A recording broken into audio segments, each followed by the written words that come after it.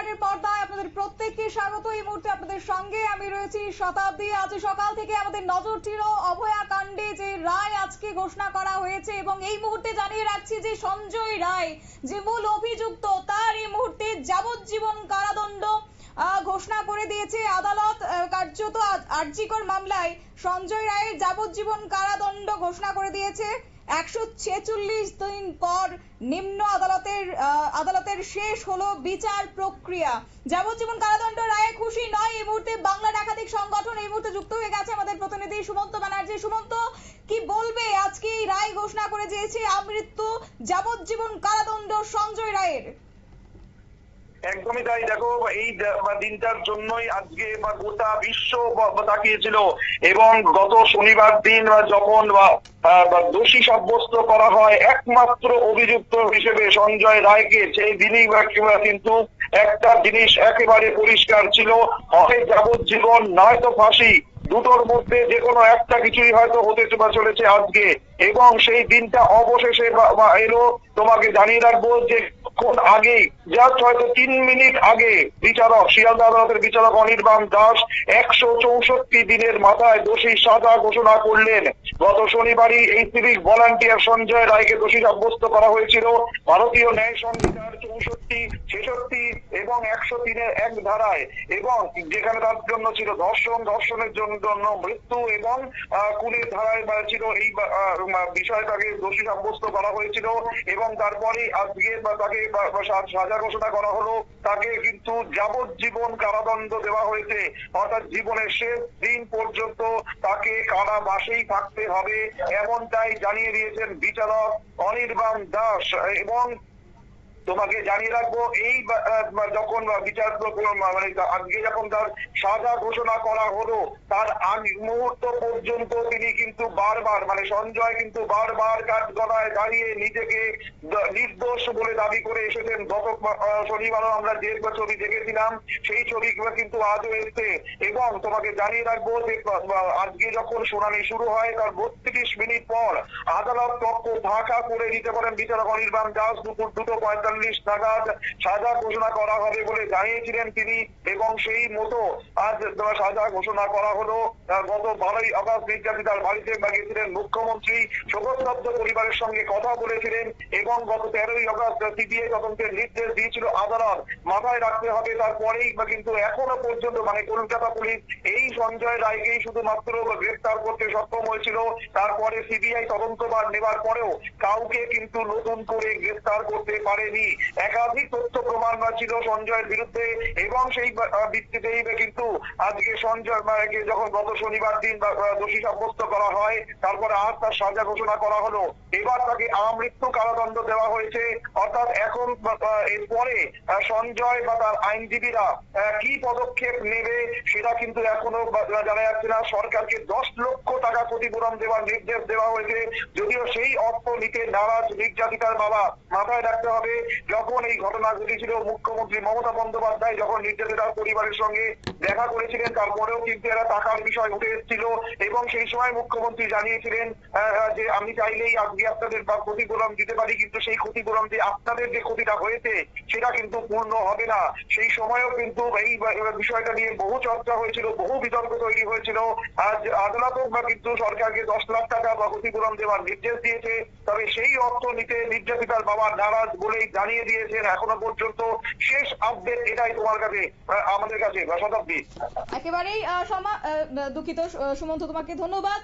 আমাদের সঙ্গে ছিল প্রতিনিধি সুমন্ত ব্যানার্জি। এবং এই আরজিকর মেডিকেল কলেজের যে তরুণী চিকিৎসককে খুন এবং ধর্ষণ ঘটনার প্রায় 146 দিন পর আজকে রায় ঘোষণা করা হয়েছে, এবং শিয়ালদাহ কোর্টে সেই রায় ঘোষণা করে দিয়েছে আদালত। এবং অন্যদিকে কিছুক্ষণ আগেই যখন রায় ঘোষণা করা হয়েছে, ঠিক তার কিছুক্ষণ আগেই বিপ্লব দেখাতে শুরু করেছিল শিয়ালদাহ কোর্ট চত্বরে একাধিক সংগঠন, এবং তারা দাবি করেছিল যাতে করে সঞ্জয় রায়ের ফাঁসি দেওয়া হোক, কঠোর শাস্তি তাকে দেওয়া হোক। সেই ছবি আপনাদেরকে দেখাবো। কার্যত রায় ঘোষণার আগের ঠিক কি ছবি ছিল বিপ্লবের, কি সংগঠন, একাধিক সংগঠনের যে বিপ্লব তারা আজকে দেখিয়েছে।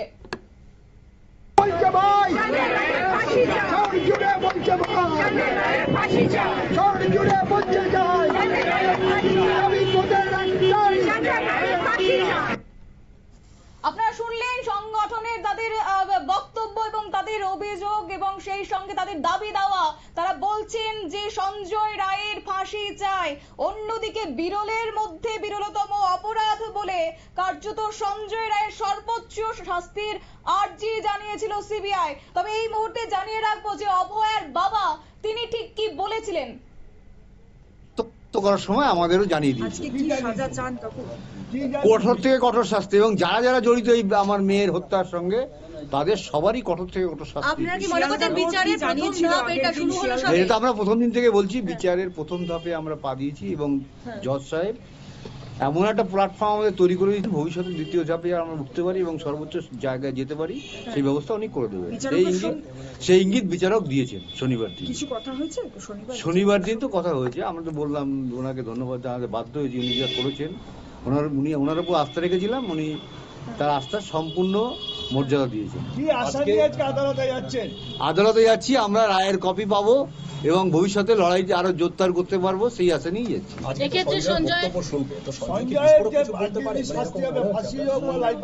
সত্যি খুশি আমরা কোনোদিনই আর হব না। আমাদের একমাত্র মেয়ে চলে গেছে, তার স্বপ্ন শেষ হয়ে গেছে, আমাদের স্বপ্নও সেদিনই শেষ। আপনারা শুনলেন অভয়ার বাবার বক্তব্য এবং এই মুহূর্তে তারা আদালতে যাচ্ছেন রায়ের কপি হাতে নেওয়ার জন্য, যাতে করে ভবিষ্যতে আন্দোলন যেন আরো জোরদার করা যায়। তবে সরাসরি চলে যাবো, আমাদের সঙ্গে রয়েছে প্রতিনিধি সুপ্রীতি মুখার্জি। সুপ্রীতি, কি বলবে এই মুহূর্তে সাজা ঘোষণা করা হয়েছে সঞ্জয় রায়ের? দেখো, এই মুহূর্তে দাঁড়িয়ে যে খবর উঠে আসছে তাতে করে সঞ্জয় রায় ইতিমধ্যেই তার যাবজ্জীবন কারাদণ্ড ঘোষণা করা হলো এবং এই রায় শোনার পর বা আদালতের এই নির্দেশের পর কিন্তু রীতিমতো কারো কারো মুখ লক্ষ্য করা গেছে সঞ্জয়। এবং এই মুহূর্তে যেটা আদালত থেকে যে খবর মিলছে তাতে করে তোমার দোষীর যাবজ্জীবন কারাদণ্ড এবং তার পাশাপাশি যেটা খবর তোমার 7 লক্ষ টাকা ক্ষতিপূরণের নির্দেশ এই মুহূর্তে আদালত দিয়েছে এবং সব মিলিয়ে যদি বলি প্রায় 10 লক্ষ টাকা ক্ষতিপূরণ দিতে হবে তোমার রাষ্ট্রকে। এবং এই যে জরিমানা, সেই জরিমানা যদি না দেয় তাহলে আগামী আরো তোমার 5 মাস যে তোমার সাজা সেটাকে বর্ধিত করা হবে, অর্থাৎ জেল, অর্থাৎ তার যে মানে যাবজ্জীবন হয়েছে সেটা তো এক প্রকার পরিষ্কার হয়ে গেছে। এবং তারপরও যদি সে এই টাকা কোনোভাবে পূরণ করতে না পারে তাহলে কিন্তু তখন তাকে এই যাবজ্জীবন এবং যাবজ্জীবনে আরো দিন বাড়তেই থাকবে ক্রমশ। এবং এই যে ধর্ষণের সময় এই যে তোমার আঘাতে মৃত্যু হলে যাবজ্জীবন এবং মৃত্যুদণ্ড হতে পারে, এমনটাই কিন্তু আগের দিনই জানিয়েছিলেন বিচারক অনির্বাণ দাস এবং সেই মোতাবেক কিন্তু আজকে তার সাজা তোমার ঘোষণা করে দেওয়া হলো। তবে এই মুহূর্তে দাঁড়িয়ে যেটা খবর উঠে আসছে তাতে করে কিন্তু তোমার খুশি নয় অনেকেই এই রায় শোনার পর। কারণ কি, এই যে মর্মান্তিক ঘটনা ঘটে গেছে, যে ঘটনার পর কিন্তু গোটা বিশ্ব এক প্রকার তোমার নড়ে গিয়েছিল, সেই জায়গাতে দাঁড়িয়ে যখন আজকে শুধুমাত্র যাবজ্জীবন দেওয়া হলো তাতে করে কিন্তু একটা ক্ষোভের আগুন কিন্তু এই মুহূর্তে আদালতের বাইরে থেকে লক্ষ্য করা যাচ্ছে। দেখো, সেই জায়গাতে দাঁড়িয়ে বিচারক দাস যেটা জানাচ্ছেন যে শেষ দিন পর্যন্ত জেলে থাকতে হবে সঞ্জয়কে। এবং এই রায় শোনার পর ইতিমধ্যেই তোমার যে অভয়ের পরিবারের পক্ষ থেকেও কিন্তু এই মুহূর্তে তোমার রীতিমতো তারা এই মুহূর্তে তারা ক্ষোভ জানাচ্ছেন। তবে এই ইজলাসে কিছুক্ষণ আগেই যখন হাজির করা হয়, সাজা ঘোষণা করা হয় সঞ্জয়কে, তারপরে দেখা যায় কি যে সঞ্জয়ের কিন্তু কালো কালো মুখ ইতিমধ্যে লক্ষ্য করা যাচ্ছে। এবং আজকের দিনে দাঁড়িয়েও সে বারবার চিৎকার করেছিল যে সে দোষী নয়, কিন্তু সেই জায়গায় কারা দোষী সেই নাম কিন্তু সঞ্জয় শেষ মুহূর্ত পর্যন্ত বলতে পারেনি। সুতরাং বিড়বিড় করে কিছু বলতে থাকে, একেবারে কাঠগোড়ায় দাঁড়িয়ে দোষী সঞ্জয় রায়, এমনটাই কিন্তু লক্ষ্য করা যাচ্ছে আদালত থেকে যে খবর পাচ্ছি। অন্যদিকে দাঁড়িয়ে তোমার বিচারক তার উদ্দেশ্যে যেটা জানাচ্ছেন যে তোমার আপনি মনে করবেন না যে টাকা দিয়ে ক্ষতিপূরণের কোন রকম ভাবে চেষ্টা করতে পারবেন, এমনটাও কিন্তু বিচারককে শেষ মুহূর্ত পর্যন্ত বলতে শোনা গেছে। সব মিলিয়ে দাঁড়িয়ে দেখো, যে মুহূর্তের দিকে সকলের নজর ছিল যে কি হতে চলেছে, সেই জায়গায় দাঁড়িয়ে কিন্তু সাজা ইতিমধ্যে ঘোষণা করা হলো, যাবজ্জীবন দেওয়া হলো সঞ্জয়কে। তবে সঞ্জয়ের এই সাজার পর কিন্তু অনেকেই যে অখুশি সেই ছবি কিন্তু এখন উঠতে শুরু করেছে শিয়ালদার কোর্ট চত্বর থেকে। শতাব্দী, একেবারে সুপ্রীতি, ধন্যবাদ তোমাকে। আমাদের সঙ্গে ছিল প্রতিনিধি সুপ্রীতি মুখার্জি, বিস্তারিত বিষয়ে জানিয়েছেন। অর্থাৎ 162 দিনের মাথায় শনিবার সঞ্জয়কে দোষী সাব্যস্ত এবং তারপর 164 দিনের মাথায় কার্যত সঞ্জয়কে এই মুহূর্তে শাস্তি দেওয়া হয়েছে এবং তার আমৃত্যু কারাদণ্ড ঘোষণা করা হয়েছে। এবং অন্যদিকে অভয়ার মার যে বক্তব্য, তিনি কিন্তু জানিয়েছেন এই ঘটনায় পুরোপুরিভাবে সঞ্জয় যুক্ত থাকলেও সেক্ষেত্রে আরো একাধিক মানুষ রয়েছে, হাসপাতালের ভেতরকারও অনেকজন জড়িত রয়েছে বলে কার্যত তিনি জানিয়েছেন গোটা বিষয়। তবে শোনাবো আপনাদের রায় ঘোষণার পর অভয়ার মার কি বক্তব্য রয়েছে। তদন্তই সম্পূর্ণ হয়নি, কিন্তু ও দোষী সাব্যস্ত হয়েছে, ওর ফাঁসি চাই এবং এখানে বিচার প্রক্রিয়া শেষ হয়ে যাবে না, তদন্তও শেষ হয়ে যাবে না, তদন্ত চলবে, বিচার প্রক্রিয়াও চলবে এবং আসল দোষীরা সামনে আসবে এবং প্রকৃত দোষী যারা সবার ফাঁসি চাই আমি। আজকের পরে প্রতিবাদ জানাবেন? হ্যাঁ, প্রতিবাদ জারি থাকবে। কোর্টে যেমন আমাদের সুপ্রিম কোর্টে আছে, হাইকোর্টে আছে, শিয়ালদা কোর্টেও থাকবে, তেমনি রাস্তার আন্দোলনও আমাদের জারি থাকবে।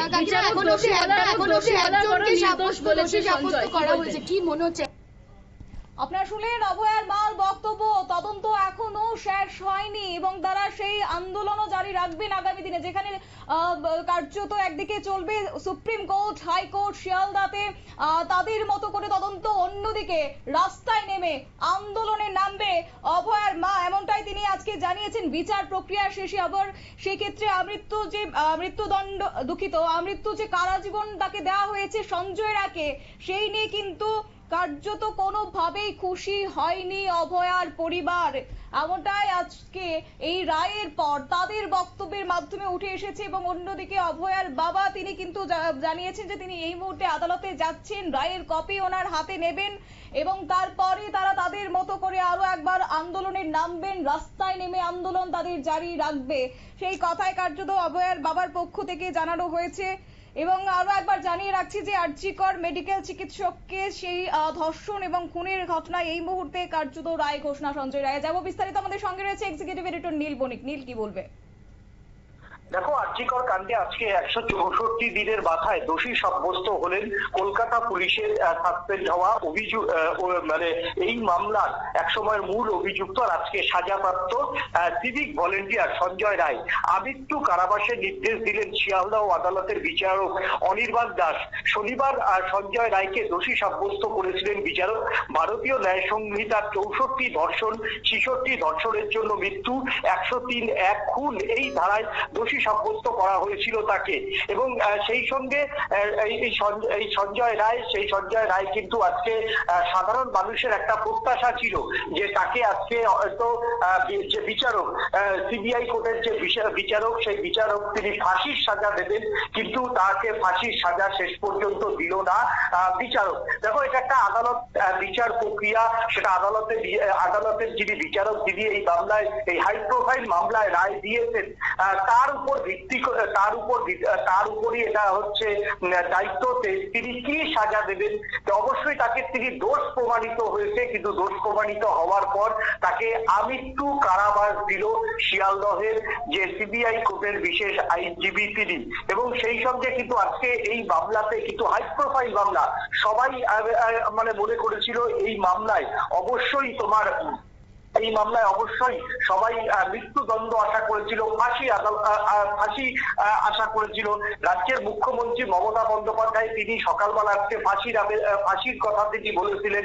তিনি নিজে এই মামলা রায়দানের আগে তিনি নিজে ফাঁসির কথা জানিয়েছিলেন, ফাঁসির জন্য তিনি সুর চড়িয়েছিলেন, কিন্তু সেই ফাঁসি কিন্তু দেয়নি আদালত। সেই সঙ্গে আদালত কিন্তু 50,000 টাকা কিন্তু জরিমানা সঞ্জয় রায়কে করেছে। এবং সঞ্জয় রায় যতদিন বাঁচবেন জীবনে, ততদিন তাকে কিন্তু এই কারাগারের মধ্যেই থাকতে হবে, এই কারাগারের 4 দেওয়ালের মধ্যেই তাকে বাকি জীবনটা কাটাতে হবে। এবং যদিও এই ক্ষেত্রে সঞ্জয় রায় হয়তো আগামী দিনে উচ্চ আদালতে আপিল করবে কিনা সেটা এখনো বোঝা যাবে না, কারণ জাজমেন্টের কপি দেখে নিশ্চয়ই তারা জাজমেন্টের যে কপি, সেই কপি কিন্তু তারা দেখবেন, তারা দেখার পরে তাদেরও উচ্চ আদালতে আপিল করার যে সুযোগ, সেই সুযোগ থাকছে।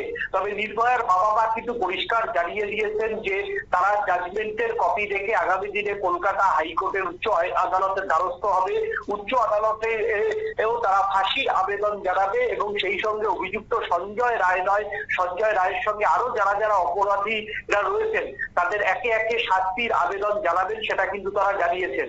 এখন দেখার যে যেহেতু জাজমেন্টের কপি বেরোতে এখনো ঘন্টা 2 লাগবে, তাই এই রায়ের কোথায় কি রয়েছে সেটা এই মুহূর্তে বলা এখনো পর্যন্ত অসম্ভব। কারণ বিচারপতির যারা মাননীয় বিচারপতিরা রয়ে থাকেন তারা নির্দিষ্ট যে তথ্য সেই নির্দিষ্ট তথ্যের ভিত্তিতেই তারা এই রায়দান করেছেন। দুই পক্ষের সওয়াল জবাব হয়েছে, দুপক্ষের সওয়াল জবাব শোনার পরেই এই রায়দান করেছে। কিন্তু এই রায়দানের পরে আবার উচ্চ আদালতে এই মামলা শেষ পর্যন্ত গড়াবে কিনা সেইটা এখনো বলার সময় হয়ে আসেনি। তবে যেটা আমি এই মুহূর্তে যে তথ্যটা আমার হাতে এসেছে, সবে এসেছে, আমরা এই মুহূর্তে বলবো যে সঞ্জয় এবং বিচারক দুজনের মধ্যে কথোপকথন হয়েছে। সঞ্জয় ও বিচারক দুজনের মধ্যে কথোপকথন হয়েছে। আমি কিছু করিনি, আমার উপর অত্যাচার হয়েছে, মিথ্যে বললে গলা রুদ্রাক্ষ মালা ছিঁড়ে পড়তো, ফাঁসানো হয়েছে, মেডিকেল হয়নি, জোর করে বয়ানে সই করিয়েছে, মায়ের সঙ্গে যোগাযোগ নেই, কেউ খোঁজ নেয়নি, পুলিশ বারাকে থাকতাম, আমি কিছু করিনি। কাঠগড়ায় কেঁদে ফেললেন অভয়ার যে দর্শক, সেই দর্শক, আমি নির্দোষ স্যার, পরিষ্কার বলেছেন। অন্যদিকে আপনার বিরুদ্ধে চার্জ আনা হয়েছে, চার্জ প্রমাণিত, আপনি নির্দোষ ছাড়া অন্য কথা বলুন, পরিষ্কার জানিয়েছেন বিচারক এজলাস চলাকালীন। 3 ঘন্টা সময় দিয়েছি শোনার জন্য, যা প্রমাণ এসেছে আপনার চেয়ে ভালো কেউ জানে না, তার ভিত্তিতে আমি বিচার করতে পারি। আপনার বাড়িতে কে আছে, কে যোগাযোগ করেছে, চিকিৎসকদের মৃত্যু সমাজের বড় ক্ষতি বলে কিন্তু জানিয়েছেন বিচারপতি। এবং সেই সঙ্গে সঞ্জয়ের আবেদন জানিয়েছেন মৃত্যুদণ্ডের পরিবর্তে সংশোধনের সুযোগ দেওয়া হোক, বিকল্প শাস্তি দেওয়া হোক। এটা যে ধর্ষণকারীর যিনি আইনজীবী, তিনি সঞ্জয়ের আইনজীবী, তিনি এই কথা তিনি বলেছেন। তারপরেই কিন্তু এই মামলার রায় কিন্তু ইতিমধ্যেই দিয়ে দেওয়া হয়েছে। একেবারে নীল, ধন্যবাদ তোমাকে। এক্সক্লুসিভ ছবি আপনারা দেখতে পেয়েছেন নিউজ ভ্যানগার্ডের পর্দায়, এবং সেই সঙ্গে জানিয়ে রাখছে যে রায় ঘোষণার আগে কিন্তু কার্যত সঞ্জয় রায়ের বক্তব্য পেশ করা হয়েছিল, এবং তখন কিন্তু সে জানিয়েছিল যে কার্যত সে নির্দোষ, এমনটাই বারবার সে জানিয়েছিল, এবং তাকে জোর করে সই করিয়ে নেওয়া হয়েছে, এমনটাও কার্যত সেই অভিযোগ তুলেছে। কিন্তু পাশাপাশি মূল কারা অভিযুক্তরা রয়েছে, কারা এই কাণ্ডের সঙ্গে জড়িত রয়েছে, সেই নাম কিন্তু প্রকাশ্যে আনছে না সঞ্জয় রায়। তবে যাই হোক, আপাতত তার শাস্তি ঘোষণা করা হয়েছে। অন্যদিকে মূল অভিযুক্তরা এখনো পর্যন্ত অধরা বলে অভয়ার পরিবারের পক্ষ থেকে বারবার জানানো হয়েছে। কবে নাগাদ সেই মূল অভিযুক্তরা সামনে আসে সেটাই এখন দেখার। নিয়ে নিচ্ছি ছোট্ট একটি বিজ্ঞাপন বিরতি, সঙ্গে থাকুন।